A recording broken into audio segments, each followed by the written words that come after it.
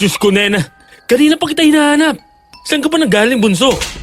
Bakit puro putik ang damit mo? Kuya, kalma lang po. Hindi ko rin po alam eh. Pagkagising ko, nandun na ako sa kakahuyan. Diyos ko. Mukhang tama nga ang sinabi ni Aling Puring. Kailangan na kitang dalhin sa albularyo yung sinasabi niya. Palala na ng palala ang nangyayari sa'yo, Nena. Pero kuya, ang layo po ng baryong yun. Paano trabaho mo? Magpapaalam ako kay Kapitan. Mas importante sa akin na gumaling ka, Nena. Ilang doktor nang napuntahan natin. Ilang gamot ang ibinigay sa'yo. Baka tama nga si Aling Puring. Nangyari na daw to sa kapatid niya noon eh. Kuya, naniniwala ka ba talaga na may inkantong nagkagusto sa akin?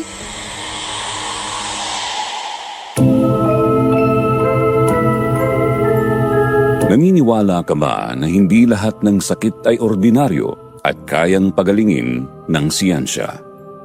Paano kung isang araw magkaroon ng kapatid mo ng kakaibang kondisyong hindi gumagaling sa anumang gamot na ibinigay ng doktor? Maniniwala ka ba kung may magsasabi sa iyong natipuhan siya ng engkanto? Paki-comment po ang inyong sagot sa ibaba. Excited kami na mabasa ito. Mapagpalang araw sa inyo, Sir Jupiter, at sa mga avid listeners ng Kwentong Takip Silim. Itago niyo na lang po ako sa pangalang Jonas, kasalukuyang naninirahan sa Samar. Pinili kong itago ang tunay kong pangalan at ang mga taong sangkot sa kwentong ito upang protektahan ang aming seguridad. Bago po tayo magpatuloy, gusto ko po sanang ipagbigay alam sa inyo na tanging sa Kwentong Takip Silim ko lang ipinadala ang kwentong ito at mahigpit kong ipinagbawal ang pag-upload nito sa ibang channel. Kung marinig nyo man ito sa iba, paki-report na lang po. Maraming salamat. Ang pangyayaring ito ay naganap taong 2014 nang yumanig ang isang malakas na lindol sa aming lugar. Isang lindol na naging dahilan kung bakit kami napadpad sa isang baryong walang sino mang naglalakas loob lumabas tuwing gabi.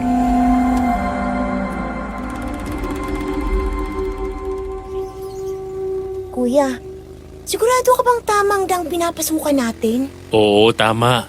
Ang sabi naman ni Aling Puring, pag may nadaanan daw tayong malawak na bukuhan, dire-diretso lang daw. Liblib lang daw talaga ang daan papunta doon dahil malapit sa bundok ang bahay ni Apo Guryong. Nakakatakot naman dito, kuya. Tingnan mo, magkabilaan pang pang-pang. Paano kung mag-landslide dito? Delikado para sa mga dumadaan. Oo nga, Nena. Pero bihira lang din naman ang dumadaan eh. Wala pa akong nakikitang motoristang kasabayan natin. Kaya nga nakakatakot eh. Paano kung may mga kulto pala dito? O di kaya mga rebelde? Teka, lumilindol! Natigil lang aming usapan ng kapatid kong si Nena nang bigla kong ipreno ang motor dahil naramdaman ko ang pagyanig ng lupa at narinig ko rin ang pagguho ng pangpang sa gilid. Natumba pa ang motor ko noon at yakap-yakap ako ni Nena sa likuran na nanginginig pa sa takot. Dahan-dahan akong gumalaw para mahigpit ko sang mahawakan at maramdaman niyang ligtas siya. Huwag kang matakot, Nena. Nandito lang ako. Hindi kita pababayaan. Kuya, ang lakas ng lindol. Nahihilo ako. Kumalma ka, Nena. Hihinto din ito. Diyos ko, hindi na sana tayo nagpunta dito, kuya. Nena, huwag kang iiyak. Tibayan mong loob mo. Nandito lang si Kuya. Ilang minuto din bago tumigil ang lindol noon, Sir Jupiter. Hawak ko sa kamay si Nena noon at sabay kaming tumayo. Dahan-dahan kong itinayo ang motor ko sa pagkakatumba at saka huminga ng malalim para pakalmahin ang aking sarili. Aminin kong natakot talaga ako noon kaya sobrang lakas ng tibok ng puso ko. Hindi kasi biro ang lakas ng lindol na yun, nasa 7.6 magnitude sa pagkakatanda ko. Ayos ka lang, Nena? Oo, kuya. Ayos lang ako. Nahilo lang ako kanina pero okay na ako. Mabuti naman kung ganun. Tara na. Bago pa maglindol ulit. At maabutan pa tayo ng pagguho ng lupa. Sige kuya, tara. Mabilis kong pinatakbo ang motorsiklo ko noon, Sir Jupiter. Dumaan kami sa lubak-lubak at masukal na daan. Wala akong nakikitang bahay kaya hindi ko maiwasang mag-alinlangan kung tama ba talaga ang dinadaanan namin, lalo na't 4:00 na ng hapon noon. Nangangalay na din ang mga kamay ko sa pagmamaneho hanggang sa may makita kaming mga lupa na nakaharang sa daan at may narinig kaming sigaw ng babae kaya napatigil ako. Tulong! Tulong! Ah! Ang sakit! Tulong! Tulungan niyo ako! Kuya, may babae yatang natagalan ng lupa dun, oh. Sandali, titingnan ko. Tulong! Tulungan niyo ako! Ayun siya, kuya. Tulungin natin. Oo nga. Sandali lang, miss! Nandiyan na! Mabilis kaming tumakbo papalapit sa lupang nakatambak sa daan kung saan nandoon ang babaeng nakahiga at hindi makagalaw. Napakunot noon naman ako nang makita ang malalaking batong nasa ibabaw ng paa niya. Dahan-dahan ko itong inalis at medyo nahirapan ako ng kaunti dahil sa bigat. Pagkalis ng bato, nakita ko siyang napangiwi sa sakit at agad ko naman siyang nilapitan. Miss, ayos ka lang ba? Oo, ang sakit lang ng paa ko. Salamat sa tulong mo. Teka, may sugat ang binti mo ah. Nena, kumuha ka ng panyo sa bag. Bilisan mo. Oo, kuya. Hindi ko may galaw ang kaliwang paa ko. Huwag ka munang gagalaw. Tatalian kong binti mo para tumigil ang pagdurugo ng sugat mo. Sige, salamat. Nang iabot sa akin ni Nena ang panyo, dahan-dahan kong tinalian ang sugat ng babae sa kanyang kaliwang binti. Rinig ko noon ang paghinga niya ng malalim na halatang nasaktan sa pagtali ko sa sugat niya. Hindi ko naman maiwasang mapatitig sa mukha niyang napakaamo. Sobrang ganda niya na parabang pwedeng maging artista sa TV, pero siyempre, agad ko namang iniwas ang tingin ko nang tumingin siya sa akin. Masakit pa ba, miss? Oo, pero kaya ko pa naman. Salamat sa inyo, ha? Kung hindi kayo dumating, hindi ako nakaalis dito. Magagabi pa naman. Walang anuman. Siya nga pala. Ako si Jonas. At ang kapatid ko si Nena. Ako nga pala si Myla. Myla. Ihahatid ka na namin pa uwi. Saan bang bahay nyo? Taga Barrio Sikhuban ako. Kayo? Taga Sitio Luciano kami. Pero papunta kami ngayon sa Barrio Sagada. Biglang lumindol kaya napahinto kami. At narinig ka namin dito. Kaya dali-dali kaming lumapit para tulungan ka. Buti na lang pala napadaan kayo dito. Pero ang layo pa ng Barrio Sagada. Aabutin kayo ng pagkagat ng dilim kung bibiyahe pa kayo. Ganun ba? Oo, at delikado kapag naabutan pa kayo ng gabi sa daan. Mabuti pa doon muna kayo magpalipas ng gabi sa bahay namin. Tutal, may bakanting kwarto pa naman kami. Naku, wag na. Nakakahiya naman, Myla. Jonas, sige na. Pumayag na kayo. Di ba ihatid niyo naman ako? Gusto ko lang makapagpasalamat sa inyo. Tsaka ayoko mapahama kayo sa daan. Delikado para sa inyo. Kuya, tama si Ate Myla. Nakakatakot pong gabihin dito, lalo na po liblib ang daan at malayo pang biyahe. Baka kung ano pang mangyari sa atin. O siya, sige. Salamat, Myla, ha? Walang anuman, Jonas. Pasasalamat ko na rin yan sa inyo. O siya, sige na. Tara na. Baka lumindol pa ulit eh. Sige. Ituturo ko na lang sa inyo ang daan papunta sa baryo namin. Sige. Teka, dahan-dahan lang. Nena, pakialalayan si Myla. Sige kuya, sa gitna na lang po siya para di po siya mahirapan. Nako, Nena. Sa dulo na lang ako para hindi ako mahirapang umupo. Hindi ko kasi maangat ng maayos ang kaliwang binti ko eh. Sige ate. Dahan-dahan kong pinaandar ang motor. Ramdam ko ang bigat ng dalawa sa likod ko kaya mas naging maingat ako sa bawat lubak ng daan. Hindi pwedeng mabilis dahil baka lalo pang maalog at magdurugo ang sugat ni Mila. Tahimik lang kaming tatlo habang binabagtas ang makitid na kalsada. Tanging ugong ng makina at tulog ng gulong sa graba ang maririnig. Hanggang sa may nakita kaming makipot na daan papasok sa kaliwang banda. Papasok doon, Jonas. Dahan-dahan lang. Sige. Teka, lumilindol na naman. May aftershock yata. Minalas nga naman. Buti nga, mahina lang. Hindi na katulad kanina. Aftershock siguro to. Ayan, huminto na siya. Sige na kuya, tara na. Kumapit kayo ng mabuti ha. Pagkaraan ng ilang segundong pagyanig muli kong pinaandar ang motorsiklo noon. Mabuti na lang at hindi na kasing lakas ng naunang lindol. Kaya kahit papaano, nabawasan ang kaba sa dibdib ko. Pero hindi ko pa rin maiwasang isipin na parang pinaglalaruan kami ng pagkakataon. Sakto kasing sa biyahe pa namin sumabay ang mga pagyanig na yon. Ilang sandali pa nakarating na kami sa Barrio Sikhuban. Pinasok ko pa ang motor ko noon sa bukana at nakita kong nagtinginan ang mga tao doon. Nabibilang lang naman sila at nabibilang lang din ang mga bahay doon pero nakakahiya pa rin kaya diretso lang ang tingin ko sa direksyon ay tinuturo noon ni Mila at huminto kami sa tapat ng isang bahay na hindi naman kalakihan.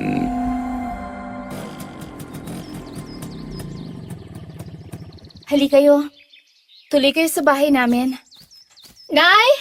Nandito na po ako! Oh, Myla, anong nangyari dyan sa binti mo? Bakit nakabenda yan? Nadaganan po ako ng mga bato kanina nang lumindol po, Nay. Ay, Diyos ko, sinasabi ko na nga ba? Kaya palang lakas ng kabog ng dibdib ko kanina. Kinukutuban na ako na may nangyaring masama sa'yo. Nay, wag na po kayong mag-alala. Malayo po ito sa bituka. Abay, natural na mag-aalala ako at bata ka dahil anak kita. Pero teka, sino yung mga kasama mo? Sila po ang tumulong sa akin kanina, Nay. Inalis po nila ako sa pagkakaipit ko kanina sa malalaking bato. Si Jonas po at ang kapatid niya si Nena. Magandang hapon po. Magandang hapon po sa inyo. Kayo pala ang tumulong sa anak ko. Magandang hapon din sa inyo.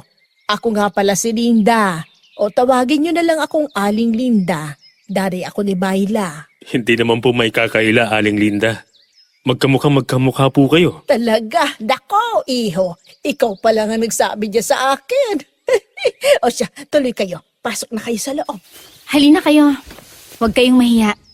Mabait ang nanay ko kaya wala kayong dapat ipag-alala. Di ba, Nay? Aba, syempre naman. Babait ako sa mga mababait sa amin ng anak ko. Maliban na lang sa mga may masasamang budhi. Sumunod kami papasok sa loob, Sir Jupiter. At hindi naman ako nahirapang pakisamahan ang nanay ni Mila dahil bukod sa ang gaan ng aura niya ay mabait talaga siya, sobra. Pinaupo niya pa kami noon sa upuang gawa sa tabla at binigyan ng tubig na maiinom. Nilibot ko ng tingin ang buong paligid habang nakaupo ako. Malinis tingnan ang loob ng kubo. Halatang babae ang mga nakatira doon. Literal na pinaglumaan na ng panahon ang mga gamit doon. Ang malaking aparador na may salamin sa harap at ang lumang baol sa paanan nito. Sa isang sulok may banga at katabing palayok. Nakasabit naman sa pader ang pamaypay at isang lampara.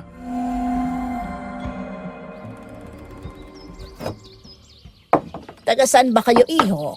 Sigurado ako hindi kayo taga rito. Taga Sitio Luciano po kami, Aling Linda. Aba, ang layo naman ng pinanggalingan nyo. Saan ba kayo pupunta? Papunta po kami sa Barrio Sagada. Barrio Sagada. Malayo yun mula rito, iho. Oo nga po pero kailangan po namin pupunta doon para mapagaling ang kapatid ko. Mapagaling. Ay, ano bang sakit mo, iha? May somnambulism po ako. Isang kondisyon kung saan naglalakad ako habang natutulog lang hindi ko namamalayan. Nagigising na lang po ako minsan na nasa ibang lugar at ngayon po, lumalala po siya. Gabi-gabi na po nangyayari sa akin at hindi na po tumatalab ang mga gamot na nireseta sa akin ng doktor. Ganon ba? Ay, Diyos ko. Hindi pala madali ang kondisyon mo ngayon, iha. Kaya nga po lalapit na kami sa albularyo. Ang sabi po kasi ng kapitbahay namin, nagkaganyan rin po ang kapatid niya noon at ang sabi, natipuhan daw ng engkanto kaya tuwing gabi, nagigising na lang siya sa kakahuyan. Posible nga ang sinasabi mo, iho. Kahit maraming mga taong hindi naniniwala sa mga paniniwala ng matatanda noon. Ako na magsasabing hindi lahat ng naninirahan sa mundo ay tao. Maraming masasamang elemento ang naglilipana, kung saan hindi lang engkanto, kundi mga nilalang na kayang pumatay ng tao. Po? Ano pong nilalang ang sinasabi niyo, Aling Linda? Mga aswang, iho. Marami yan dito sa liblib ng mga baryo. Ang iba'y namumuhay bilang mga tao. Tuwing gabi, naghahanap sila ng pagkain. Kaya walang naglalakas loob na lumabas pagsapit ng dilim. Nakakatakot naman pala dito. Kuya, umuwi na kaya tayo? Tulad ng sinabi ko kanina, delikado nung lumabas sa mga oras na to, Nena. Dahil tulad ng sinabi ni Nanay, may mga aswang na gumagala hindi lang dito sa baryo, kundi pati na rin sa dinadaanan nyo kanina. Basta liblib na lugar, teritoryo nila. Totoo ba talagang mga aswang? Malalaman niyo mamaya. Sa ngayon, ihahatid ko muna kayo sa magiging kwarto niyo. Sige po. Salamat po, Aling Linda. Kuya, sa tingin mo ba ligtas tayo dito? Paano kung totoo nga ang sinasabi ni Aling Linda? Iha, wala kang dapat ipag-alala kung nasa loob ka ng bahay ko. Hindi sila makakapasok dito basta't sarado lang ang lahat ng bintana at pinto. Isa pa, wag na wag kayong lalabas para hindi malagay ang buhay niyo sa panganib. Baliwanag ba? Opo, Aling Linda. Kalma lang, Iha. O siya, halina kayo. Sumunod kayo sa akin. Tahimik lang akong sumunod noon kay Aling Linda papasok sa kwarto habang iniisip ang sinabi niya. Buong buhay ko kasi hindi pa ako nakakita ng aswang, pero nakikita ko lang sila sa mga palabas sa TV noon. Hindi ko alam kung maniniwala ba ako o hindi, pero isa lang ang sinisigurado ko noon. Ang kaligtasan namin, lalo na ang kapatid ko, kaya pinili kong magpalipas ng gabi sa bahay nila Mila. Wala din namang mawawala kung maniniwala ako o hindi. Oh, ayos lang ba kayo dito? Maluwag naman ang papag kaya kasya na kayo.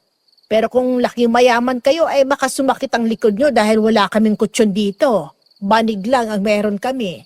Ako, Aling Linda, hindi po kami mayaman. Sakto lang po ang kinikita ko para makaraos kami magkapatid sa araw-araw. Pero unang tingin ko talaga sa inyo kanina mayaman. Lalo na tong kapatid mong si Nena. Napakagandang dalaga. Marunong po pala kayong mambola, Aling Linda. Hindi ako nang bobola, Iha. Matanda na ako para dyan. Nagsasabi lang ako ng totoo. Salamat po, Aling Linda. Salamat po sa lahat, Aling Linda. Sinusuklian ko lang ng mabuti yung ginawa niyong pagtulong sa anak ko. Kahit na po, Aling Linda, maraming salamat pa rin po. Ay siya, magpahinga muna kayo dito. Maghahanda lang kami ng hapunan. Kakatok na lang ako mamaya kapag kakain na. Baka po pwede akong tumulong. Nakakahiya naman po sa inyo. Ano ka ba, Iha? Huwag kang mahiya. Bisita namin kayo kaya dapat lang naasikasuhin ko kayo. Pero, Wala nang pero-pero, Iha. Sige na, maiwan ko na kayo dito, ha? Pagkalabas ni Aling Linda, ibinaba ko ang aking bag sa papag na may nakalatag na banig at kumot na may disenyong bulaklak. Kung nakakita kayo ng lumang kumot noong panahon ng lolo at lola natin, ganoon ang itsura. Pagkaupo ko sa papag, tumingin naman si Nena sa akin. Kitang-kita sa kanyang mukha ang pag-aalala at takot. Kuya, natatakot ako dito. Alam mo naman ang kondisyon ko, di ba? Paano kung maglakad na naman akong tulog mamaya tapos hindi ko na malayang nasa labas na ako? Di ba ang sabi ni Aling Linda walang lumalabas sa baryong to tuwing gabi dahil kakainin ng aswang? Nena, wala naman tayong pagpipilian kundi manatili dito. Mas ligtas tayo dito kaysa bumiyahe pa sa mga oras na to. Huwag kang matakot. Babantayan kita mamaya. Hindi ako matutulog, pangako yan. Pero kuya, alam kong pagod ka sa pagmamaneho kanina. Mahaba ang biyahe natin kaya kailangan mo ng sapat na pahinga. Nena, wag mo akong alalahanin. Gagawin ko ang lahat para protektahan ka. Kuya mo ko at bunsong kapatid kita. Tayo na lang dalawang magkasama sa buhay. Kaya hindi ko hahayaang may mangyaring masama sa'yo. Bakit ba kasi tayo iniwan ni nanay? Hindi ka sana nahihirapan ng ganito nang dahil sa akin. Bunso, hindi ako nahihirapan. Huwag mo ngang isipin yan. Tandaan mo, hindi mapapagod si kuya sa'yo. Nandito lang ako para bantayan ka at alagaan ka, Nena. Salamat, kuya. Salamat sa lahat ng ginawa mo para sa akin. Sobrang swerte ko talaga na ikaw ang naging kuya ko. Napangiti naman ako sa sinabi ni Nena noon at niyakap naman niya ako ng mahigpit. Hindi ko talaga akalaing malalagay kami sa sitwasyong yun, Sir Jupiter. Pero sa kabilang banda, masaya naman ako dahil nakilala namin si Mila. Dahil sa kanya nalaman naming malayo pa talaga ang baryong pupuntahan namin at gagabihin talaga kami sa daan. Kaya delikado. Buti na lang talaga mabait din ng nanay ni Mila at pinatuloy pa nila kami sa bahay nila kahit hindi pa nila kami lubusang kilala. Ilang sandali pa habang nagpapahinga kami noon sa papagkumatok si Aling Linda upang yayain kaming kumain. Agad naman kaming lumabas ng kwarto noon dahil nahihiya din kaming paghintayin sila. Huwag kayong mahiya. Kumain lang kayo. Masarap yung adobong kangkong ni nanay. Bagong pitas lang yan kanina sa bakura namin. Libre lang palang gulay niyo dito, Myla. Ang sarap sanang tumira dito kung hindi ko lang narinig ang sinabi niyo kanina. Kuya, may umaangil sa labas. Diyos ko. Aling Linda? Yan po bang sinasabi niyong aswang? Oo, iho. Nagsisimula na naman sila. Sige na, kumain lang kayo. Hindi naman makakapasok ang mga halimaw na yan dito. Naghahanap lang sila ng mga hayop na pwede nilang kainin. Maliban na lang kung ikaw mismo ang lalabas at mag-aali ng sarili mo sa kanila. Diyos ko. Ano po bang itsura nila, Aling Linda? May malalapad silang pakpak, parang malalaking paniki. Mapupula ang kanilang mga mata. Matutulis ang kanilang pangil at kuko. Bisan na ako nakakita ng katulad nila, iha. Hindi lang sila basta halimaw, kundi nakakatakot na halimaw. Di ba takot po sila sa bawang at asin, Aling Linda? Pwede po tayong maglagay sa bawat sulok ng bintana at pinto para makasiguro tayong hindi po sila makakapasok. Ay huwag kang mag-alala, Jonas. Matibay ang pinto at bintana ng aming bahay at hindi naman sila basta-basta pumapasok sa bahay. Matagal na akong naninirahan dito kaya kilala ko sila. Huwag lang kayong gagawa ng kahit anong ingay para hindi nyo makuha ang kanilang atensyon. Narinig niyo yun? Kalma lang, iha. Huwag mo nang pansinin ang ingay na naririnig mo sa labas. Kumain na kayo para makapagpahinga na tayo. Tama si Aling Linda. Mukhang hindi naman sila makakapasok dito. Sige na, Nena. Magpatuloy ka na sa pagkain mo. Hindi na nga ako umimik pa noon at pinili ko na lang huwag pansinin ang mga naririnig ko. Dahil mas lalo lang matatakot si Nena kung magpapakita ako ng takot noon. Huminga naman ako ng malalim para pakalmahin ang aking sarili at ituon ang aking atensyon sa pagkain hanggang matapos kami. At nagpaalam na sa isa't isa para magpahinga tsaka pumasok sa kwarto. Silipin kaya natin, kuya. You know, may maliit na butas doon. Sige, ako nang sisilip. Diyan ka lang. Sige, kuya. Kalma lang, Jonas. Dahan-dahan akong lumapit sa bintana kung saan naroon ang maliit na butas na nakita ni Nena. Idinikit ko ang aking mukha at tiningnan ang labas sa pamamagitan ng butas. Nanlaki ang aking mga mata nang makumpirma kung totoo nga ang sinabi ni Aling Linda. Ganoon talaga ang itsura ng nilalang na inilarawan niya kanina at nakita ko pa silang dalawa na lumilipad para bang may hinahanap sa ibaba. Tama ang sinabi ni Aling Linda, Nena. May mga aswang sa labas. At nakakatakot ang itsura nila. Patingin nga ako, kuya. Dito, dahan-dahan lang. Huwag kang sisigaw, ha? Totoo nga, kuya. Diyos ko. Nakakatakot po ang itsura nila. mga paniki. Hindi sila paniki, Nena. Kunti aswang. Kaya pala walang lumalabas dito sa baryo tuwing gabi. Dahil isang pagkakamali lang, magiging hapunan ka na ng mga halimaw. Kuya, ngayon lang ako nakakita ng aswang sa buong buhay ko. Kahit ako, Nena, hindi pa ako nakakita ng ganyang klaseng nilalang. Hindi ako makapaniwala na totoo pala ang mga aswang. Hindi na yata ako makakatulog pa nito sa takot. Hindi pwedeng hindi ka matulog, Nena. Kailangan mo ng lakas dahil mahaba pang biyahe natin bukas. Kuya, bumalik na kaya tayo sa sityo bukas. Huwag na tayong tumuloy sa baryong Sagada. Baka pati doon, may aswang din at papahamak lang tayo. Tama ka, Nena. Gustuhin ko man na gumaling ka pero ayoko ding mapahamak ka. Siguro maghahanap na lang tayo ng ibang albularyo na malapit sa atin. Pwede naman siguro yon. Hindi ko na talaga alam ang iisipin ko, Nena.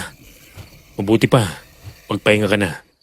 Mag-iisip muna ako kung anong tamang gawin habang binabantayan kita. Sige kuya, bantayan mo ko ha. Natatakot ako eh. Oo, nandito lang si Kuya. Kaya huwag kang matakot. Pagkahiga ni Nena sa papag, pinatong ko ang kumot sa kanya at tiniyak na nakabalot siya ng maayos bago ako umupo sa tabi ng pader. Gulong-gulo ang isipan ko noon, Sir Jupiter, habang nakikinig sa mga ingay sa labas. Iniisip ko noon kung dapat ba kaming tumuloy sa baryo Sagada o bumalik na lang sa Sitio Luciano bukas ng umaga.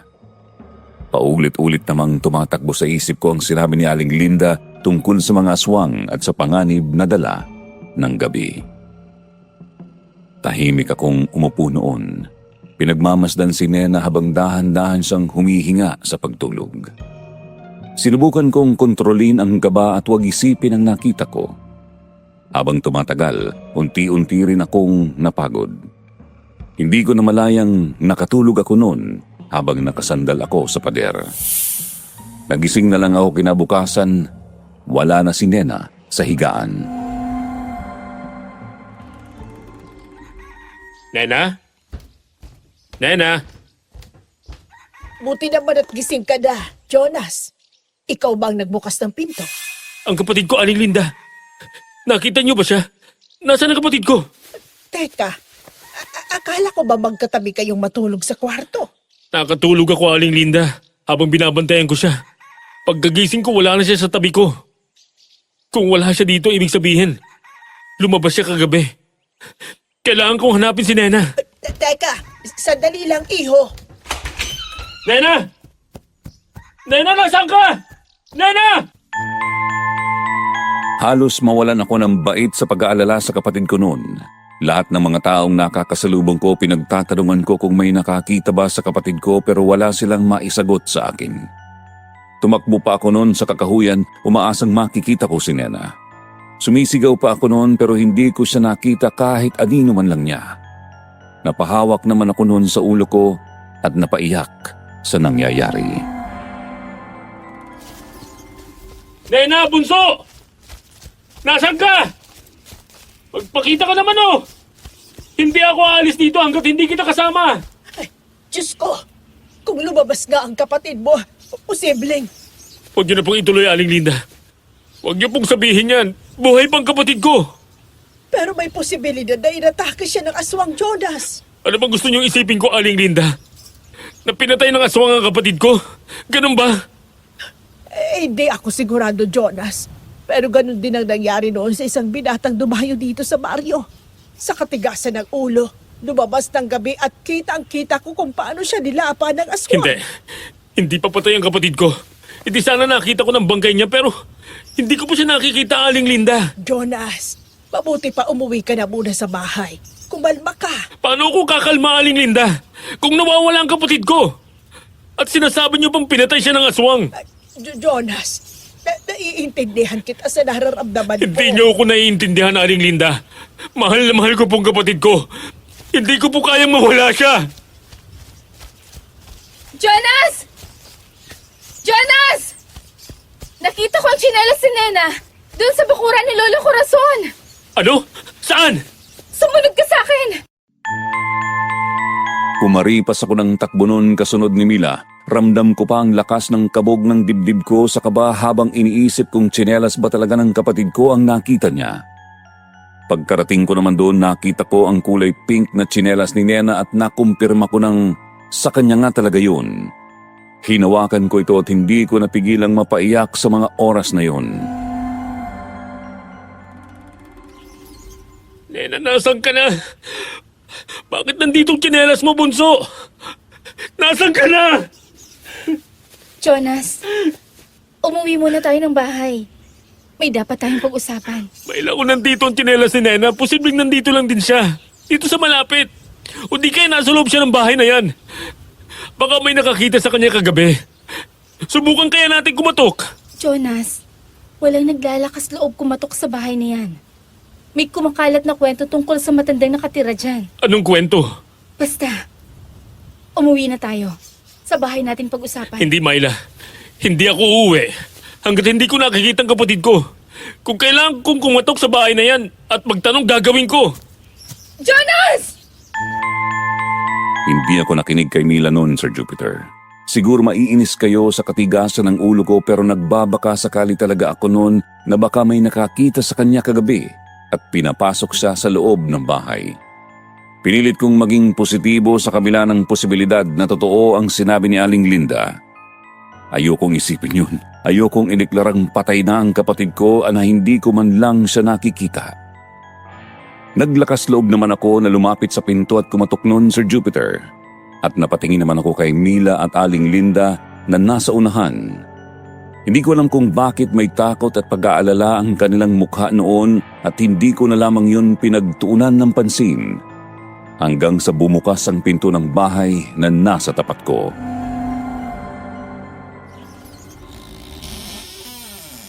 Magandang umaga po sa inyo, Lola. Sino ka? Bakit ka naparito sa pamamahay ko? Ako po si Jonas. Magtatanong lang po sana ako kung nakita niyo po bang kapatid ko? Kapatid? Mukha ba akong mandurukot para dito mo hanapin ang kapatid mo? Kasi po nakita ko po itong tsinelas niya sa bakuran niyo. Kaya nagbabaka sakali po kung baka nakita niyo po siya. Babae po siya, dalaga, maganda, maputi at medyo payat po. Wala akong nakitang babae, iho.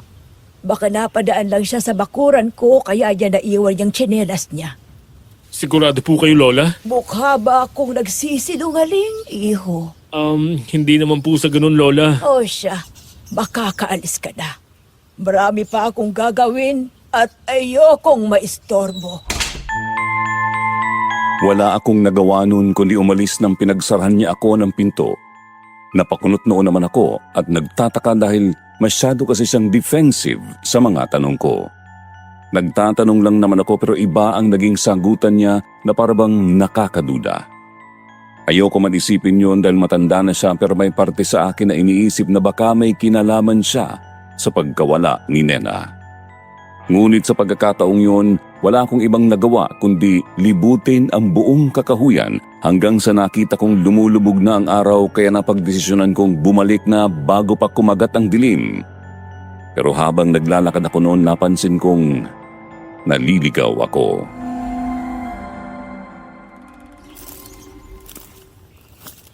Teka, saan ba ako dumaan kanina? Dito yata sa kanan. May punong mangga yun eh. Bakit wala akong nakikitang punong mangga? Naliligaw yata ako, putya. Ano yun? Mabangis na hayop yata yun ah. Teka. Ang laking aso naman yan. At ang mga mata niya itim. Hindi kaya aswang yan. Putya, kailangan ko magtago. Hingang malalim, Jonas. Hingang malalim. Halos magpigil hininga ako noon habang nakatago sa likod ng puno kung saan may mahahabang damuhan na nakaharang para hindi ko makita ang dambuhalang aso na yun. Wala akong kahit anong dalang armas noon kaya hindi ako pwedeng makita ng hayop na yon na duda ko ay isang aswang. Sa isip ko noon hindi pa ako pwedeng mamatay lalo na't hinahanap ko pa si Nena. Ewan ko ba, Sir Jupiter, pero totoo siguro ang sinasabi nila na kapag kadugo mo ang isang tao, kukutuban ka sa kung anong nangyayari sa kanya. Malakas kasi ang kutob ko noon na buhay pa si Nena dahil nararamdaman ko yun. Ilang sandali pa nawala na ang pag-angil at malalaking yapak kaya dahan-dahan akong tumayo at naglakad. Hanggang sa biglang sumulpot si Mila sa harap ko kaya napatras ako noon at natakot.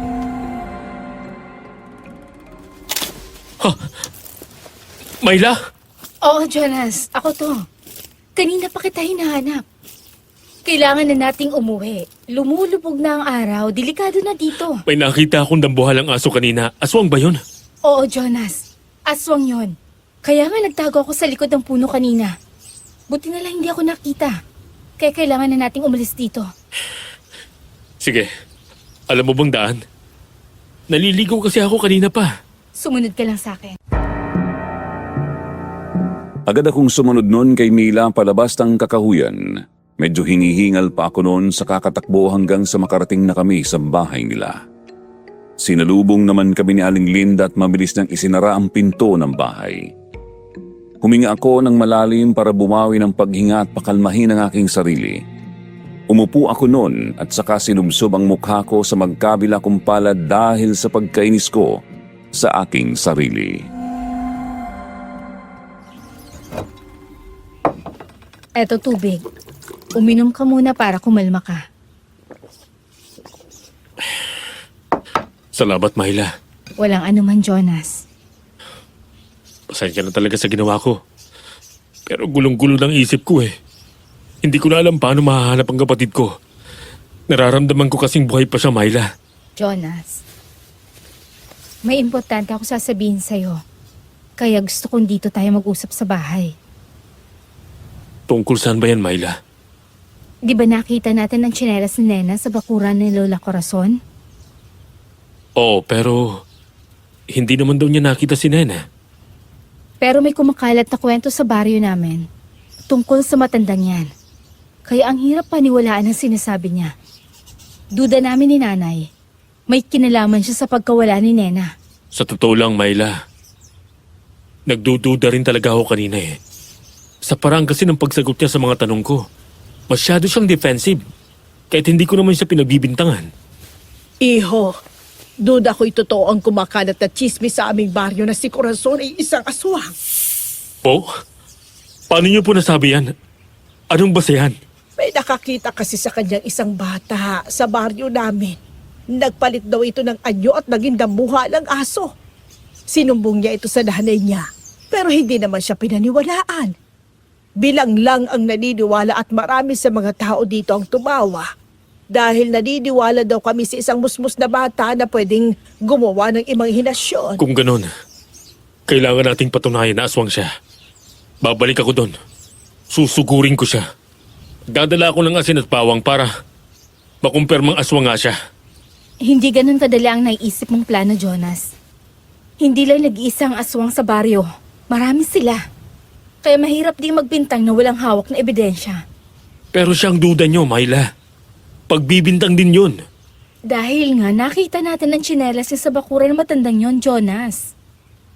Kung nasa kamay nga niya si Nena, paano ko siya maililigtas kung hindi ako kikilos ngayon? Wala tayong sapat na armas o panlaban para lumaban sa mga halimaw na yun. Mas mabuti siguro humingi tayo ng tulong sa isang albularyo para mahanap si Nena. Sa pagkakaalam ko may alam din ang albularyo sa pagtugis ng mga aswang gamit ang mga orasyon.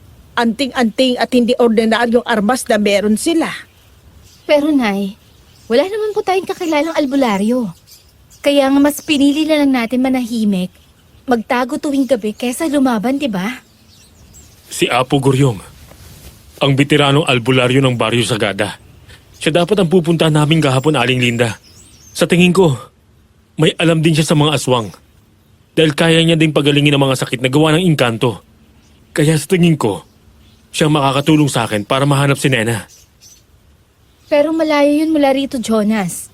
Aabutin ka ng 2 oras sa biyahe. Myla, gagawin ko to. Kahit gaano pa kahirap. Makita ko lang ulit ang kapatid ko. Mahanap ko lang siya. At isa pa kasalanan ko kung bakit siya nawala dahil nabigo akong bantayan siya.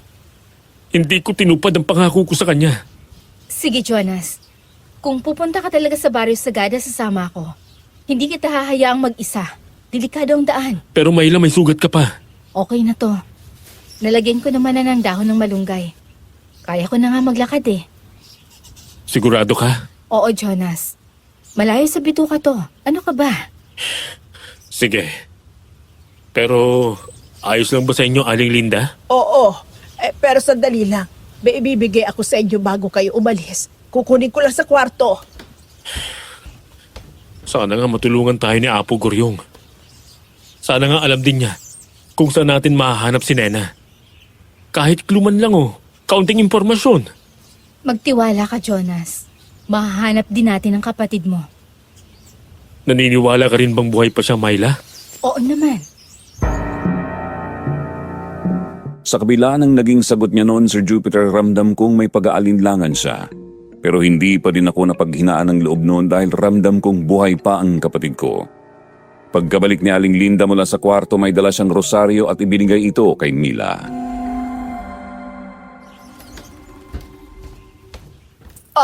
Heto. Mayla, dalhin niyo ang rosaryong ito at huwag kayong makakalimot magdasal sa Diyos. Salamat po, Nay. Mas mabuti sigurong bukas ng umaga na kayo umalis. Gagabihin kayo sa daan kung ayun pa. Ilang minuto na lang lulubog na ang araw. Sige po, Aling Linda. Salamat po. Mayla, mas mabuting agahan natin bukas. Sa pagsikat ng araw, aalis na agad tayo. Oo, Jonas. Naging maayos naman ang aming usapan ni Mila at klaro sa aming dalawa na maaga kaming aalis bukas. Pagkatapos ng usapang yun, niyaya naman nila akong kumain pero wala akong gana at pinili ko na lang magkulong sa kwarto habang hawak ko ang damit ni Nena.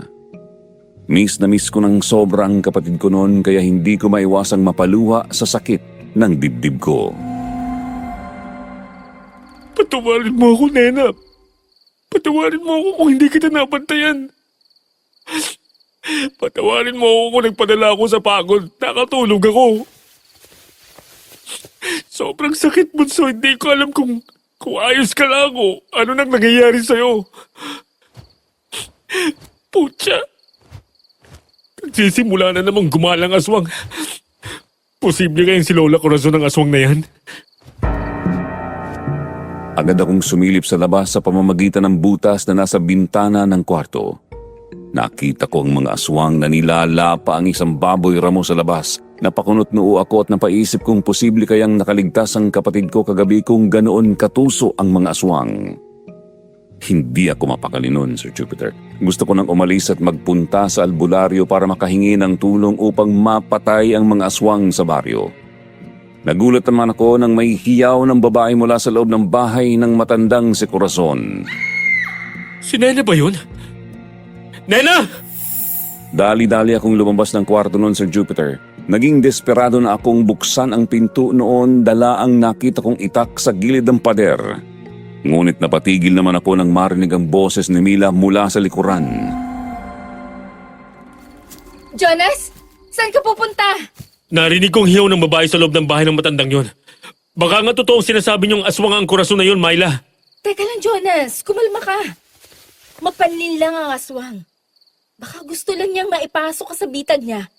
Lalo na't alam niyang nawawala ang kapatid mo. Sinasabi mo bang hindi si Nenang narinig ko? Posible. At posible din siya yon. Pero kung siya man yon, mas lalo siyang mapapahamak kapag nagpadalos-dalos kang sumugod. Hindi mo kakayanin ang mga aswang na yon. Lalabanan ko sila. Bahala na. Jonas, wag mong hayaang pangunahan ka ng emosyon mo. Dahil dyan ka mapapahamak. Pati ang kapatid mo. Kahinaan mo yan at gagamitin nila yan laban sa'yo. Jonas, makinig ka kay Mayla. Kumalma ka kung gusto mong hindi malagay sa alanganin ng buhay ng kapatid mo. Kung nasa loob nga siya ng bahay ni Corazon. Pero Aling Linda, Sa tingin mo ba, kaya mong patayin ang mga aswang gamit lang ang ordinaryong itak, Jonas? Mag-isip ka ng mabuti, iho. Kailangan mo ng tulong ng isang albularyong may alam sa panlaban at pagpatay ng mga aswang. Napaisip ako sa sinabi ni Aling Linda. Aminado naman ako noon na wala akong alam sa pakikipaglaban sa mga aswang, pero sa isip ko kasi noon, kailangan kong mailigtas ang kapatid ko kung nakakulong man siya sa bahay na yon. Ang daming tumatakbo sa isip ko noon na nagbigay sa akin ng kaba at takot kung ano na ang nangyayari sa kapatid ko, kung ano ang ginawa ng matandang yun sa kanya. Paano kung sinasaktan pala niya si Nena? Kaya naghihiyaw ang kapatid ko. Paano kung hindi niya kayanin ang ginagawa ng matandang yun, Myla? Jonas, gustuhin man namin sumugod kay Lola Corazon. Wala kami magagawa. Pwede tayong mamatay kapag nagpadalos-dalos tayo. Huwag kang mag-alala. Maililigtas natin si Nena. Tatagan mo lang ang loob mo. Sana nga, Myla. Sana nga. Pilit kong pinapakalma ang sarili ko noon. Hindi na nga ako nakatulog ng maayos kakahintay sa pagsikat ng araw para umalis na. Habang si Mila naman ay nagdadasal sa altar nila, hawak ang rosaryong bigay ni Aling Linda. Hindi ko naman namalayang nakatulog na ako noon at nagising na lamang kinabukasan nang matamaan ang ulo ko ng sikat ng araw mula sa labas. Buti naman gising ka na. Halika. Mag-almusal muna tayo bago tayo umalis. Wala akong gana, Myla. Jonas, sige na. Kahit konti lang kumain ka. Kailangan mo ng lakas lalo na't may kalayuan pa ang biyahe natin. Okay. Sige. Hindi na nga ako nakatanggi noon kay Mila dahil tama naman siya. Kaya kahit wala akong gana, pinilit kong kumain para lang makaipon ng lakas. May kalayuan din kasi talaga ang biyahe namin papunta sa Barrio Sagada. Pagkatapos namin kumain, hindi na ako nagdalawang isip na umalis. Pinaandar ko ang motor noon sabay tingin sa bahay ng matandang si Corazon. Kung nandiyan ka talaga sa loob ng bahay na yan, Nena, huwag ka mag-alala. Babalik ako para iligtas ka. Pangako, hindi kita bibiguin. Sa pangako kong to ngayon. Nay, alis na po kami. Aling Linda, tutuloy na po kami. Sige. Mag-iingat kayo. Mag-iingatin po kayo dito, Nay. Umandar ang motor na parabang sumasabay sa tibok ng puso ko. Mabilis, magulo at puno ng pangamba. Maigpit ang kapit ko sa manibela habang si Mila ay nakahawak sa likod ko. Hindi naging madali ang biyahe namin papuntang Barrio Sagada. Habang tinatahak namin ang makipot at palikong daan, unti-unting nagbago ang paligid. Mula sa pangpang sa gilid ng daan, napalitan ito ng masukal na kagubatan. Hanggang sa nakita na namin ang bukana ng baryo. Malapit na tayo, Jonas. Nakikita ko ng bukana. Oo nga. Nabasa ko ng karatula. Barrio Sagada. Pagkapasok namin sa bukana, maraming mga tao na abala sa kanilang mga gawain. May nagsusugal, may nagkakape, may nag-iigib sa poso. Meron ding nagsasampay ng damit sa alambre. Doon nga ay nagtanong kami kung saan ang bahay ng albularyong si Apo Goryong at agad naman itong itinuro sa amin. Pagkarating namin sa tapat ng bahay, huminga ako ng malalim bago kumatok sa pinto ng maliit na bahay kubo. Tao po! Tao po! Sino kayo? Kayo po ba si Apo Guryong? Oo. Ako nga. Bakit? Anong kailangan ninyo sa akin? Magandang hapon po, Apo. Ako po si Jonas at ang kaibigan kong si Myla. Nandito po kami para humingi ng tulong sa inyo. Tulong? Ay nako, iho. Kung kailangan nyo ng pera, wala akong maibibigay sa inyo. Hindi po perang kailangan namin, Apo Guryong. Kundi tulong po para labanan ng mga aswang at mailigtas ang kapatid ko. Aswang? Tinitigan niya kami noon mula ulo hanggang paa at saka tinitigan sa mata. Halatang mapag-usisa si Apo Goryong at hinayaan naman kami noon dahil alam naming pareho ni Mila na malinis ang intensyon namin kung bakit kami lumapit sa kanya. Pumasok kayo. Doon natin pag-usapan sa loob. Sige po, Apo. Salamat po. Myla, tara sa loob. Sige, Jonas. Pagkapasok namin sa loob ng kubo ni Apo Goryong, bumungad agad sa amin ang amoy ng mga tuyong dahon at halamang gamot. May mga nakasabit na bawang, paminta at kung ano-anong hindi ko pa nakikitang dahon noon. Sa isang sulok naman may maliit na altar, may krus, may kandila, larawan ng mga santo at isang mangkok na may lamang tubig. Tahimik kaming umupo ni Mila sa kahoy na bangko habang si Apo Goryong ay nagtungo sa maliit niyang kusina at may dala siyang pitsil at basong plastik palapit sa amin. Eto ang tubig. Uminom muna kayo. Halatang napagod kayo sa biyahe. Taga saan ba kayo, iho? Iya. Taga Barrio Sikhuban ho. Barrio Sikhuban. Ako po, galing pa po ako sa Sitio Luciano.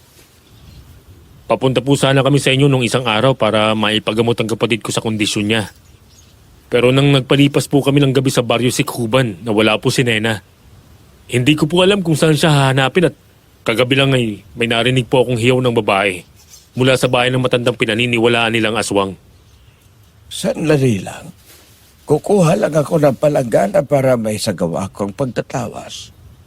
Sige po, Apo. Pagkakuha niya ng plangganang may tubig, sinindihan naman niya ang puting kandila at pinatulo ang tunaw na wax sa tubig hanggang sa tumigas ito at sabay niyang inusal ang mga salitang hindi ko maintindihan sa hangin. Isang matandang aswang ang nagkulong sa kapatid mo. Nakikita ko ang isang madilim na kwarto. Tama nga ako. Ang matandang si Corazon niyang dumukot sa kapatid ko. Siya yung humihiyaw kagabi, Myla. Iho, kung gusto niyo pa siyang mailigtas, gawin niyo na bago pa sumapit ang kabilugan ng gabi bukas. Dahil gagawin siyang alay ng matandang aswang para bumalik ito sa pagiging dalaga niya. Kaya pala hindi niya pinatay agad si Nena. Dahil may balak pala siyang gawin itong alay. Hayop na matandang yon. Bakit ang kapatid ko pang napili niya? Sa nakikita ko, gustong gusto niya ang itsura ng kapatid mo. Gusto niyang maagaw ang katawan nito. Sariwa at dalaga pa ang kapatid mo, iho. Kaya hindi na nakapagtataka. Magbabayad siya sa ginawa niya sa kapatid ko, Apo Goryong. Tulungan niyo po ako para malabanan at mapatay ang aswang na yon. Alam ko pong ordinaryong tao lang ako. Kaya hindi ko kakayaning talunin ang halimaw na yon. Ayoko pong mas lalong mapahamak ang kapatid ko dahil sa akin. Hindi madali, iho. Pero kung kasama mo ang Diyos, hindi ka matitinag.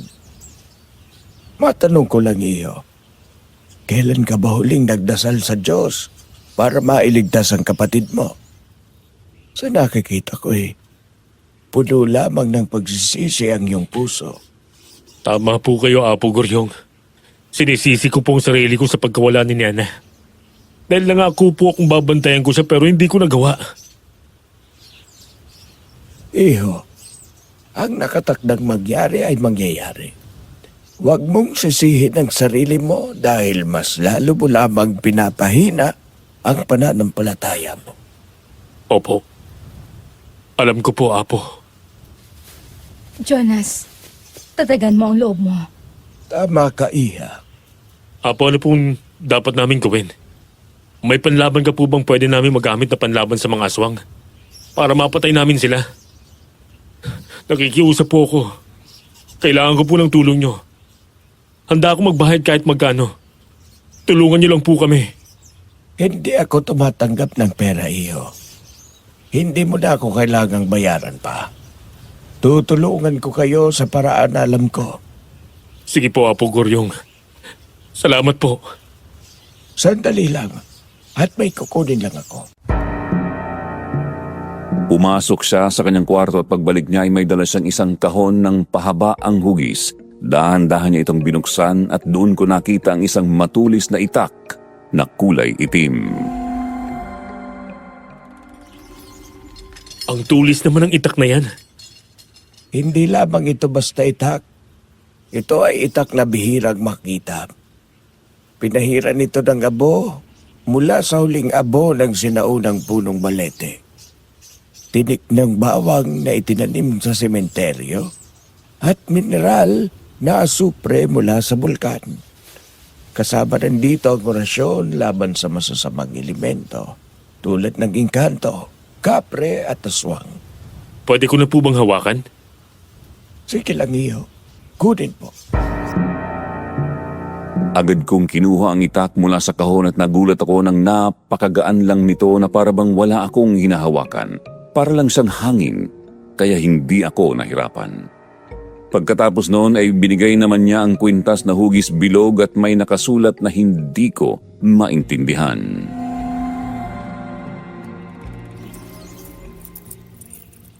Ito ang anting-anting. Kapag kinagat ka ng halimaw, mapapaso sila at masasaktan. Ito naman sa iyo, Iya. Ang buntot ng pagi at ang mutya ng pulang saging. Gamitin mo ito ng may tapang at tandaan mo, wala kang dapat katakutan basta kasama mo ang Diyos. Salamat po, Apo Guryong. Pipilitin ko pong mawala ang takot ko sa dibdib ko. Yumuko kayo. Babasbasan ko kayo. Yumuko kami sa harapan niya at hinawakan naman niya ang ulo naming dalawa. Narinig kong pagbigkas niya ng mga salitang hindi ko maintindihan at alam kong yun ay orasyon. May kung anong malamig na hangin pang dumampi sa batok ko noon at saka siya natapos. Gabayan sana kayo ng pong may kapal. Salamat po, Apo Guryong. Salamat po, Apo. Walang anuman. Basta tandaan ninyo, wag na wag kayong magpapadala sa takot. Hindi basta ordinaryong sandata lamang ang dala ninyo, kaya ingatan nyo itong mabuti. At kung maaari, ibalik ninyo sa akin. Opo, salamat po. Apo Guryong, pag nailigtas ko na po si Nena, pwede ko po ba siyang dalhin dito? Yung kondisyon po kasi niya ngayon ang naging dahilan sa pagkawala niya. Naglalakad po siya kahit tulog at nagigising na lang po sa kakahuyan. Ang sabi sa akin ng kapitbahay namin si Aling Puring, kayo raw po ang makakapagpagaling sa kanya. Gaya ng ginawa niya sa kapatid niya noon na natipuhan ng inkanto. Ganun ba? Ay, oo naman. Natatandaan ko pa si Puring. Natipuhan nga ng inkantong itim ang kapatid niya. Buti na lang at naagapan ko bago pa siya tuluyang makuha. Yun nga po eh. Ganon din ang nangyari sa kapatid ko. O siya, dalhin mo siya kung sakaling magtagumpay kayong mailigtas siya sa kamay ng aswang. Pasensya na. Hanggang dyan lamang ang kaya kong itulong sa inyo. Ililigtas ko po siya, Apo. Gagawin kong lahat. Makauwi lang ng ligtas ang kapatid ko. Ipagdarasal ko yon, iho. Salamat po ulit, Apo. Hindi na po siguro kami magtatagal. At baka gabihin pa po kami sa daan. O siya, sige. Mag-iingat kayo. Sige po, Apo. Tutuloy na po kami. Jonas, itatago ko muna ang buntot ng pagi sa bag ko para hindi ito makita ng mga aswang. Tama yan. Hindi mo na nila malalaman ang plano nating pagsugod mamayang gabi. Hindi natin alam kung ilan ang kalaban o kung anong iniisip ng matandang aswang. Kaya kailangan natin mag-ingat. Kailangan natin gumawa ng maayos na plano. Oo. Hindi natin pwedeng ilagay sa kapahamakan ng kapatid ko kung totoo ngang nasa kamay siya ng aswang. Oo, Jonas. Tara na. Sige, kumapit ka ha. Nakahawak na ako. Mahaba ang naging biyahe namin pabalik kaya nakaramdam ako ng ngalay at nanginig sa pagod ang aking kamay sa pagmamaneho kaya huminto muna ako saglit para makapagpahinga. Pinarada ko ang motor ko sa gilid at saka ko niyaya si Mila na umupo muna kami sa ilalim ng malaking puno.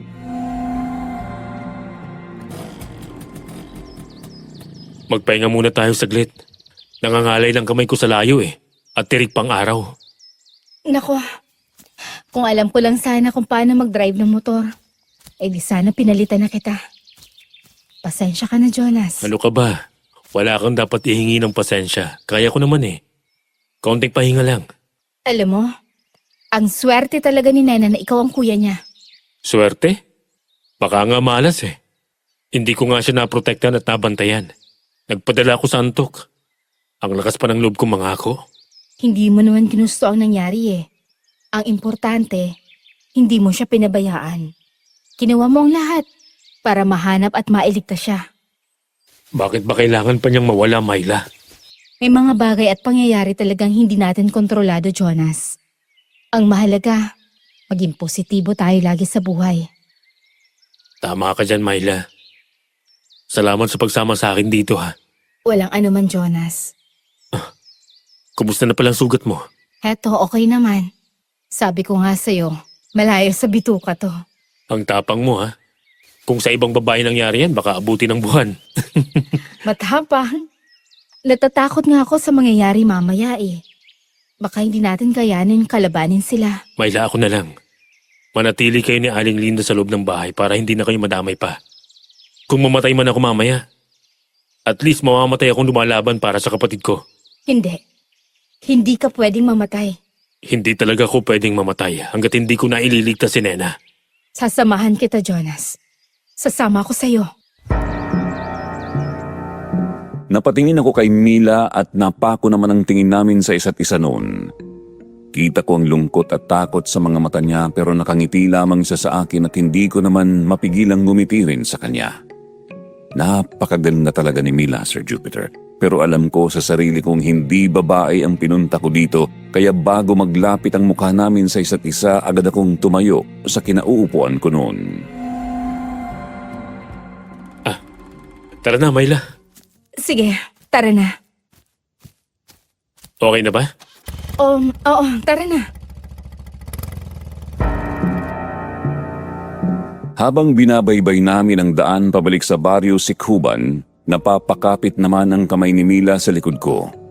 Lubak-lubak kasi ang daan kaya medyo hirap talaga ang motor ko noon. Hanggang sa nakarating na nga kami sa baryo at pinarada ko na ang aking motor sa tapat ng bahay nila.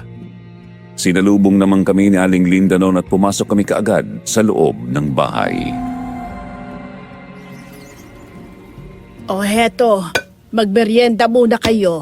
Alam kong nagutom kayo. Sige po, Nay. Salamat po. Salamat po, Aling Linda. O kumusta ang lakad nyo? May dala kayatang itak-iho. Bigay po ito ni Apo Goryong para malabanan ko pong aswang. Nasa kamay nga ng matandang aswang na yun si Nena, Aling Linda. Yan po ang sinabi ni Apo Goryong. Sinasabi ko na nga ba? Aswang si Corazon! Oo, Nay. Pero sa ngayon, kailangan namin ng plano para mailigtas namin si Nena. At hindi siya malagay sa alanganin ngayong gabi. Ano bang plano nyo? Ililigtas namin siya ngayon. Bago pa ang kabilugan ng buwan bukas ng gabi. Kabilugan ng buwan? Ang sabi sa amin ni Apo Goryong, gagawing alay si Nena ng matandang aswang. Bukas, para bumalik siya sa batang itsura. Aagawin niyang kaluluwa ni Nena. Ay, Diyos ko. Kawawa naman si Nena. Buti nga po, hindi siya pinatay agad ng aswang. May pagkakataon pa tayong pigilan siya. At iligtas si Nena, Nay. May naisip na akong plano. Pwede mo ba akong tulungan sa plano ko, Myla? Ano bang plano mo, Jonas? Ang naisip ko, kukunin kong atensyon ng aswang para makapasok ka ng malaya sa bahay ng matanda. Kaya mo ba yun, Myla? Sige, Jonas. Handa ako. Pero kakayanin mo kaya kapag inatake ka ng mga aswang? Hindi lang siya nag-iisa. Ako nang bahala. May karanasan naman ako sa pakikipaglaban sa mga masasamang tao dahil barangay tanod ako sa baryo namin. Kaya buo ang loob ko, lalo na't niladala ko na ang sandata na makapapatay sa aswang na tulad nila. Sigurado ka, Jonas? Oo, Myla, sigurado ako. Basta pakiusap, iligtas mong kapatid ko. Itakas mo siya. Gagawin ko makakaya ko, Jonas. Salamat, Myla. Sa ngayon, maghihintay na lang tayo sa pagdilim. Jonas, nakausap ko ng mga kapitbahay namin. Handa silang tumulong kung kinakailangan. Pero wala silang armas na magagamit na kayang pumatay ng aswang. Ayoko pong madamay pa sila. Buong paninirahan nyo dito sa baryo. Prinotektahan nyo ang sarili nyo. Kaya ayoko mapahama kayo dahil sa amin ang kapatid ko. Pagod na rin kami magtago, Jonas. Wala kaming kalayaan at lagi may banta sa buhay namin tuwing gabi dahil sa mga aswang na yan. Nawalan kayo ng karapatan para mamuhay ng malaya. Nabuhay nga kayo ng puno ng takot, Aling Linda. Tama ka, Jonas. Pero may hiling lang din sana ako sa'yo. Ano po yun, Aling Linda? Huwag mong pamayaan ang anak ko. Protektahan mo sana siya. Hindi bali nang ako ang mamatay dahil matandaan na ako. Huwag lang ang anak ko. Gagawin ko ang aking makakaya, Aling Linda. Kita ko sa mga mata ni Aling Linda ang takot at pag-aalala para kay Mila. Kahit ako naman ay nag-aalala rin. Pero hindi ko may tatanggi na kakailanganin ko ang tulong nila. Lumapit naman si Aling Linda sa akin at tinapik niya ako sa balikat. Sobrang sikip ng dibdib ko noon pero ayokong umiyak sa harapan niya. Malalampasan din natin ito, Iyo. Opo, Aling Linda. Diyos na po ang bahala. Ilang minuto na lang. Lulubog na ang araw. Umupo si Aling Linda sa kawayang upuan habang hawak ang rosaryo at nagdasal. Ganoon din si Mila. Napapikit na lamang ako habang humihingi ng tulong sa puong may kapal. Hindi ako sigurado sa mangyayari mamaya pero sa mga oras na yon, isinuko ko sa Diyos ang lahat ng alalahanin ko. Hanggang sa sumapit na ang gabi. Nagsisimula ng maglabasa ng mga halimaw sa baryo kaya hinanda ko na ang aking itak habang si Aling Linda naman ay nasa likuran ko na may dala ring bawang at asin at rosaryo. Hayaan niyo na po muna akong lumabas, Aling Linda. Kukunin ko po ang atensyon ng mga aswang na yan. Dalawa sila, Iho. Kakayanin mo kaya? Basta kapag nakita niyong nailayo ko na sila sa bahay. Saka kayo pumasok ng bahay ng matanda. Sige, Jonas. Sige. Handa na ba kayo? Myla, kaya mo ba? Oo, Jonas. Kakayanin ko. Ngayon na! Mga halimaw! Lumapit kayo sa akin! Papatayin ko kayo! Matapang kabata! Ikaw mismo ang lumalapit sa kamatayan mo! Hindi ako natatakot sa inyo! Sugurin siya! Habulin niyo ako kung kaya niyo! Utya kayo mga halimaw kayo! Sige pa! Habulin niyo ako! Tumakbo ako ng mabilis sa abot ng makakaya ko para lang mailayo sila hanggang sa nakarating kami sa kakahuyan. Iniisip ko pa noon na sana naipasok na ni Mila sa loob ng bahay ang matanda at naitakas si Nena. Nang naabutan niya ako, mabilis sumatake ang halimaw at agad ko namang itinaas ang aking itak. Ngunit sa isang iglap, nawala ito bigla sa aking harapan. Ano ka ngayon? Mang-mang! Hindi mo ako mapapatay! Lindig kang halimaw ka! Tumilapon ako nang sugurin niya ako noon mula sa likuran ko pero kahit nanlalabo ang paningin ko agad akong bumangon at humarap muli. Sumugod sila sa akin pero mabilis akong nakailag sa pagkakataong yun. Lalaban ka pa ba? Hanggat humihinga ako, lalaban ako sa inyo! Etong sa'yo, halimaw! Anong klaseng dito? Utya! Ang sakit! Nasugatan ako noon dahil sa kagat ng kasama niyang aswang at napaatras naman siya at nangisay ang buong katawan. Naalala ko noon ang sinabi ni Apo Goryong na mapapaso ang sino mga aswang na kakagat sa akin. Napahawak naman ako sa balikat ko noon na nagdurugo sa kagat ng aswang. Nanghina ang buong katawan ko kaya napahandusay ako. Akala ko mamamatay na ako noon. Patayin mo ang manggayaman! Hindi pa ako pwedeng mamatay. Kailangan ako ni Nena. Mamamatay ka na! Ano na mga aswang? Sugurin natin! Kailangan natin lumabas! Sugod! Ano? Sugurin natin sila! Ang lakas naman ang loob ninyo!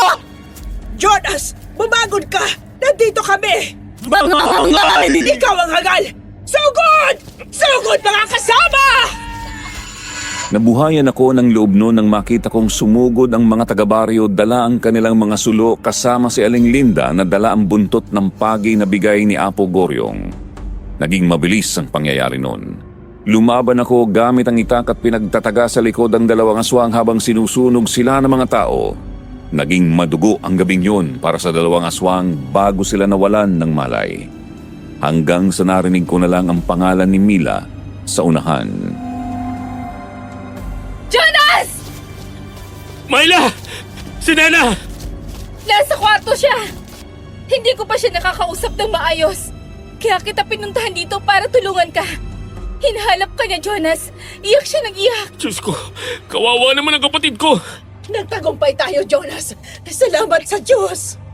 Salamat po, Aling Linda, sa inyong lahat. Kung hindi kayo dumating, baka wala na ako ngayon. Hindi, Jonas. Kung hindi kayo dumating, duwag pa rin kaming lumaban hanggang ngayon. At ngayon napatunayan namin kaya pala namin. Malaya na kami sa mga aswang. Napangiti naman ako sa sinabi ni Aling Linda. Inalalayan nila akong maglakad at pakiramdam ko talaga noon nabugbog ng sobrang katawan ko kanina, lalo na't may kagat pa ako sa balikat ko. Hawak-hawak ko ito para pigilan ang pagdurugo. Hanggang sa makabalik kami sa bahay at dali-dali akong pumasok sa kwarto upang makita si Nena.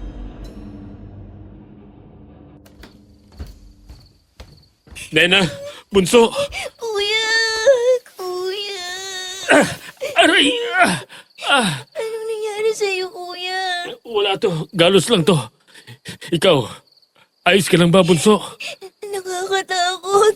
Nakakatakot, kuya, sobra. Akala ko mamamatay na ako. Kinilong niya ako sa loob ng madilim na kwarto. Huwag kang matakot. Nandito na si kuya. Patawarin mo ako kung hindi kita nabantayan. Patawarin mo ako kung nabigo ako sa pangako ko sa'yo. Kuya, wala ka pong kasalanan. Naiintindihan ko pong pagod kayo noon at karapatan niyo pong matulog. Hindi naman po pwedeng unahin niyo ako. Nena, syempre kapatid kita. Kaya ikaw dapat ang uunahin ko. Bunso kita eh. The best ka talaga, kuya. Sobrang swerte ko na ikaw ang naging kuya ko. Teka, ang sakit. Dahan-dahan lang, bunso. Mabuti pa. Gamutin muna natin yung sugat mo, Jonas. Napangiwi talaga ako sa sakit noon nang yumakap ulit si Nena dahil natamaan niya ang sugat ko sa balikat. Marahan naman itong ginamot ni Mila gamit ang dahon na malunggay at langis na may mga ugat ng halamang gamot.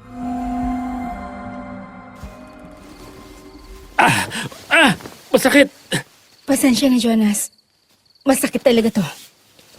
Hindi, okay lang, Myla. Ituloy mo lang. Salamat sa pag-aalaga sa kuya ko, Ate Myla. Aha? Alaga? Tinutulungan ko lang siya, Nena. Ang gandang tingnan na may babaeng nag-aalaga sa kuya ko. Ang saya.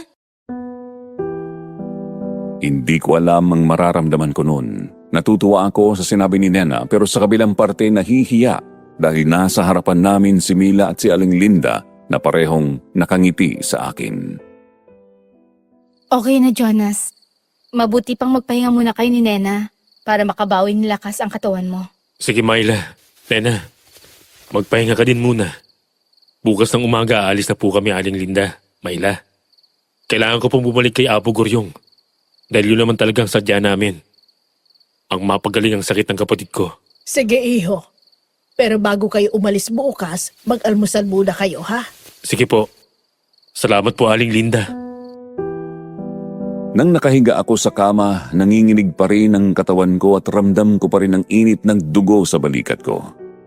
Paulit-ulit kong iniisip ang laban namin sa gubat kanina. Iniisip ko kung paano kung namatay ako noon. Kuya, gising ka pa ba? Oo, bunso. Ayoko matulog. Pero bakit? Siyempre, babantayan kita. Baka maglakad ka na naman palabas ng bahay eh. Baka mawala ka na naman ulit. At sa pagkakataong to, hindi na talaga ako matutulog. Salamat, kuya. Pero naaawa din ako sa'yo kasi kailangan mong magpahingi. Mahaba pang biyahe natin bukas. May sugat ka pa sa balikat mo. Kaya mo pa ba talagang magpaneho? Oo naman, kaya ko.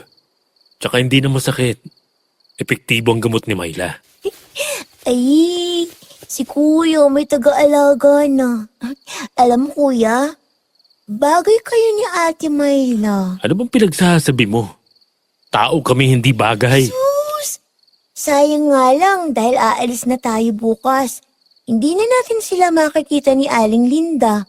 Pwede na lang kung babalik tayo dito eh. Kaso, ang layo ng lugar na to. Ikaw talaga, Nena. Malay mo naman, di ba? Sabi ko na nga ba may binabala ka, kuya. Ikaw talaga, syempre. Naging malapit na kaibigan na natin sila. Kapag may oras, pwede naman silang bisitahin dito eh.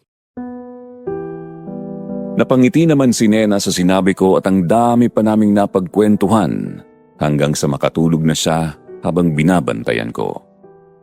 Bandang 4:00 ng madaling araw nakaramdam na talaga ako ng antok kaya bumangon ako at lumabas para tumingin ng kape sa kusina. Oh, Jonas, ang aga mo naman nagising. Hindi ako natulog. Binantayan ko si Nena. Baka kasi maglakad na naman siyang tulog at lumabas. Nako, hindi pwedeng hindi ka matulog. Babiyahe pa kayo bukas. Babawi na lang ako ng pahinga kapag nakauwi na kami sa bahay namin. Jonas, baka mapaano ka pa sa daan. Huwag mong baliwalain yung antok mo dahil delikado yan sa isang driver. Kaya sige na, matulog ka na. Ako na magbabantay kay Nena. Makakaasa ka sa akin. Total, nakatulog na ako kanina. Sigurado ka, Myla? Oo nga, sige na, matulog ka na. Sige. Salamat, Myla ha. Ang totoo niyan, inaantok na talaga ako kanina pa kaya lumabas ako para sana magkape. Nadatnan kita dito. Ang aga mo palang nagigising. Siyempre, ganun talaga kami. Ayaw naming maunahan ng pagsikat ng araw dahil nakakatamad yun. Tsaka nagsaing na din ako para pagising ni nanay. Ulam na lang iluluto niya. Ang swerte talaga ni Aling Linda sa'yo, Myla. Mas maswerte ako sa nanay ko, Jonas. Kahit minsan, hindi niya ako pinabayaan. At sino pa ba magtutulungan? Kami na lang dalawa sa buhay. Parehas tayo. Kami na lang dalawa ni Nena sa buhay. Kaya ayoko mawala siya sa akin. Hindi na siya mawawala ulit. Kaya sige na, matulog ka na. Napangiti ako sa sinabi ni Mila at bumalik sa kwarto.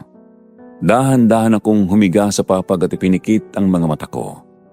Hanggang sa di ko na malayang nakatulog na pala ako.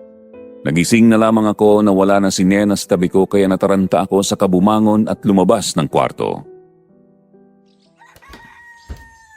Nena? Oh, kuya. Okay ka lang ba? Akala ko kasi nawawala ka na naman. Nandiyan ka lang pala. Tama ka, Jonas. Naglalakad nga ng tulog si Nena kanina. Pero huwag ka mag-alala, ginising ko naman siya kaagad. Salamat, Myla.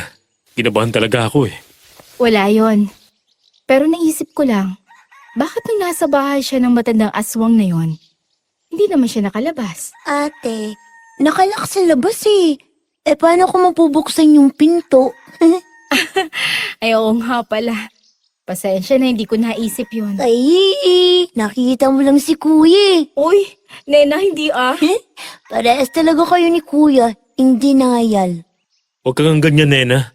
Baka may lang pa sa akin si Myla dahil sa sinasabi mo eh. Hindi, okay lang. Alam ko naman nagbibiro lang si Nena. O siya, halika na dito, Jonas. Sabay na tayo mag-almusal. Gigisingin ko lang si nanay. Sige, Myla. Naupo kami ni Nena sa harap ng lamesa.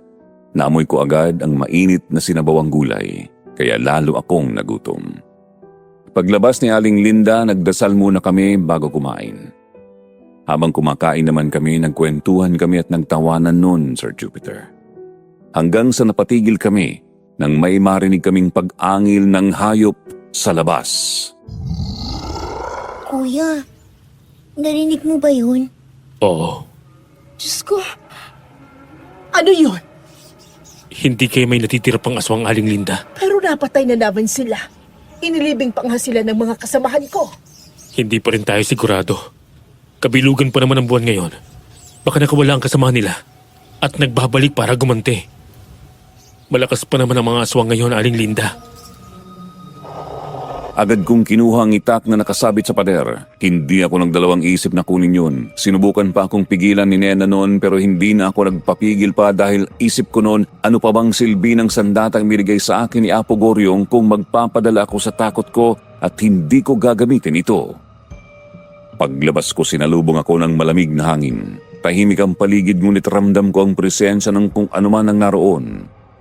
Sa isang iglap tumakbo ito paatras. Parang hayop. Habang nakatuwad ang katawan, may sungay, may mapupulang mga mata, pangil at matutulis na kuko kaya nakumpirma ko agad na aswang ang kaharap ko. Aswang? Anong klaseng aswang yan? Humanda ka sa akin, halimaw. Lintik na yan.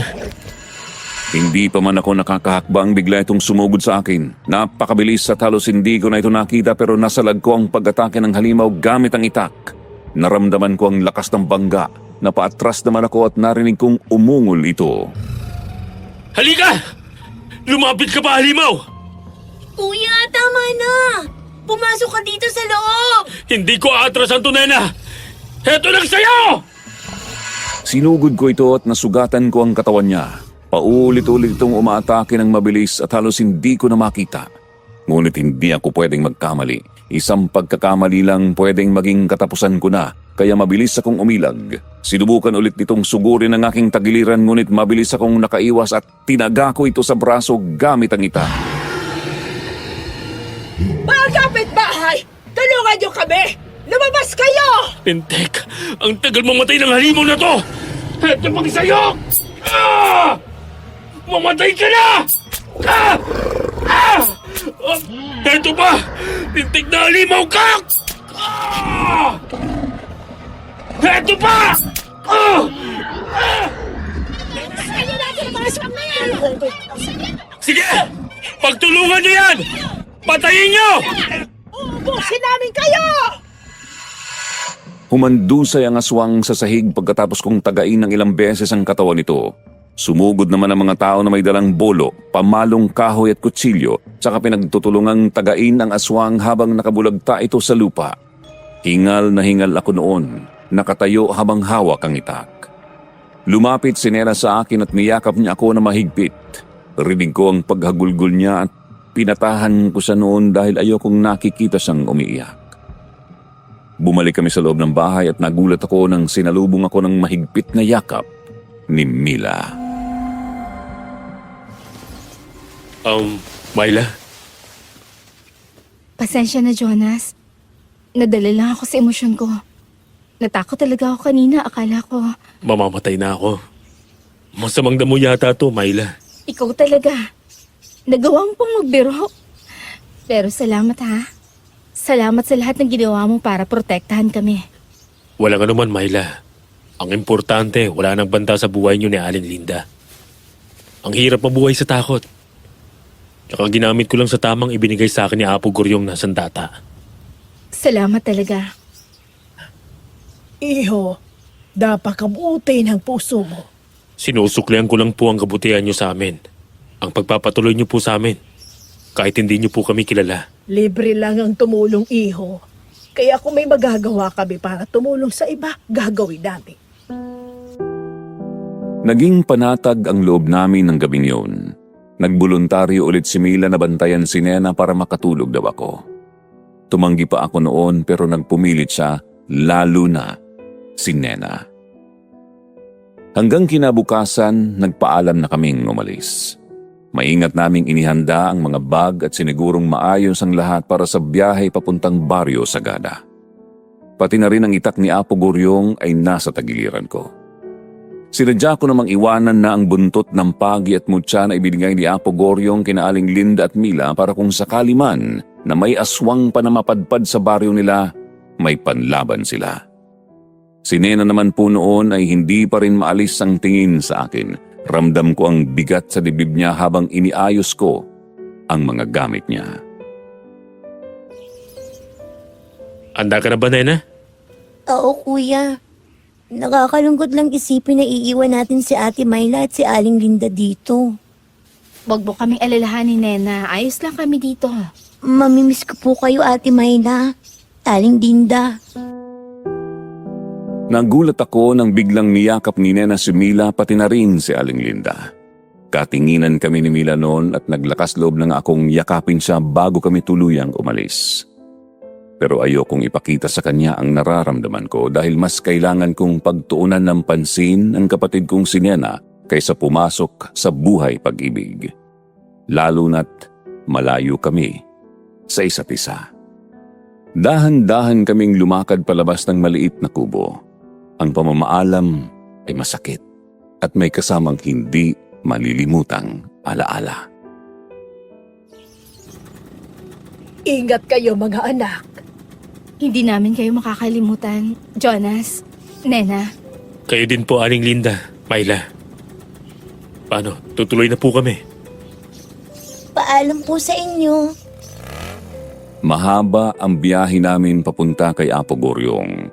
Tulad ng dinaanan namin ni Mila, lubak-lubak din kaya hindi naging madali.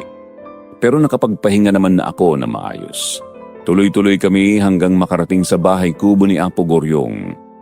Hindi na kami nagpatumpik-tumpik at agad kaming kumatok. Tao po! Tao po! Oh, ikaw ulit, Iho. Mabuti naman at nakabalik ka. Nasaan ang kasama mo? Bakit ibang babae na naman yan? Apo, siya po si Nena, kapatid ko. Ay, siya pala. Siya pala ang kapatid mo. Hindi nakapagtataka. Napakagandang dalaga pala talaga. Halika kayo sa loob, pumasok kayo. Apo, ibabalik ko na po sa inyong itak at ang kwintas na binigay nyo.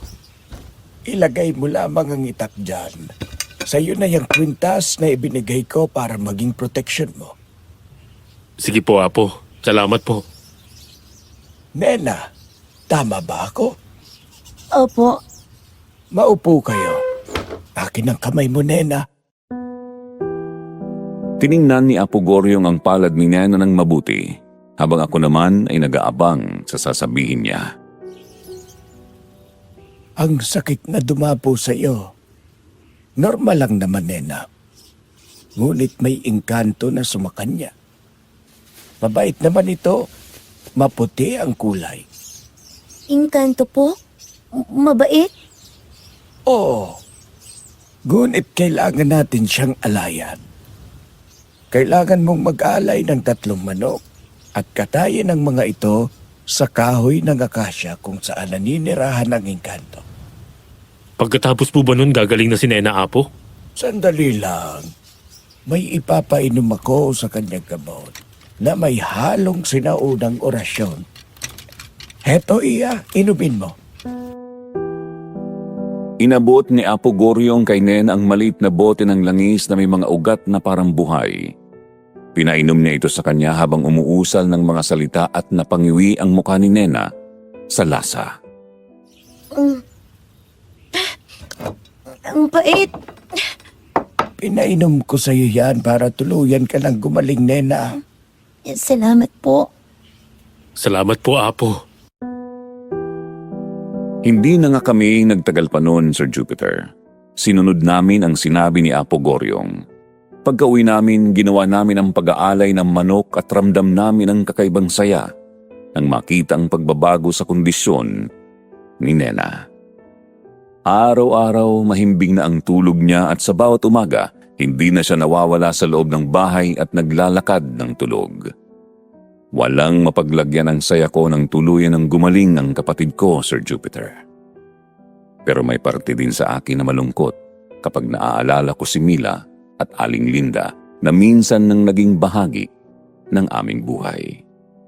Sa ngayon, wala na kaming koneksyon sa kanila dahil lumuwas na kami ng Maynila at naging abala kami sa kanya-kanyang buhay. Lalo na nang magtayo ako ng sarili kong negosyo. Si Nena naman ay may sarili ng pamilya, pero sana balang araw, magtagpo ulit ang landas namin ni Mila. Dito ko na po tatapusin ang aking kwento. Maraming salamat po, Sir Jupiter. God bless you all. Mga kaibigan, minsan sa buhay may mga pagsubok at panganib na hindi natin inaasahan. Minsan nakakagawa rin tayo ng mga bagay na akala natin imposible para sa mga taong mahal natin. Pero lagi nating tandaan na hindi lahat ng bagay ay kontrolado natin. Kaya mahalaga na humingi tayo ng gabay sa Poong May Kapal at huwag kalimutang magdasal. Dahil sa bawat laban na kinakaharap natin, ipapanalo tayo ng Diyos na siyang nagbigay ng buhay sa atin.